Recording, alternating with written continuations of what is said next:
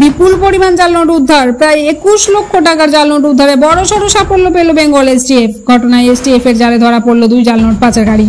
উদ্ধার হওয়া নোট এবং 2 পাচারকারীকে বৈষ্ণবনগর থানা পুলিশের হাতে তুলে দেয় এসটিএফ। জানা গেছে, ধৃতদের মধ্যে একজনের নাম হযরত বেলাল ওরফে মাসুদ, বয়স 24, বাড়ি মালদহের বৈষ্ণবনগর থানা এলাকায়। অপর পাচারকারীর নাম তারিকুল ইসলাম, বয়স 25, বাড়ি কালিয়াচক থানা এলাকায়। মঙ্গলবার রাতে তারা দুজনেই আলাদা আলাদা ব্যাগ নিয়ে বৈষ্ণবনগর থানার পিটিএস মোড় সংলগ্ন 12 নম্বর জাতীয় সড়কের ধারে সন্দেহজনকভাবে ঘোরাঘুরি করছিল। গোপন সূত্রে খবর পেয়ে সেখানে অভিযান চালায় বেঙ্গল এসটিএফ। এরপর ধৃতদের ব্যাগ তল্লাশিতে উদ্ধার হয় 20,87,000 টাকার জাল নোট। সমস্ত নোটই 500 টাকার। এসটিএফ সূত্রে জানা গেছে, ধৃতরা বাংলাদেশ থেকে এই জাল নোট সংগ্রহ করে পাচারের চেষ্টা করছিল।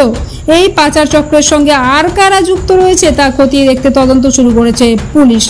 বুধবার ধৃতদের মালদহ জেলা আদালতে পেশ করে 10 দিনের পুলিশি হেফাজতের আবেদন জানিয়েছে বৈষ্ণবনগর থানার পুলিশ।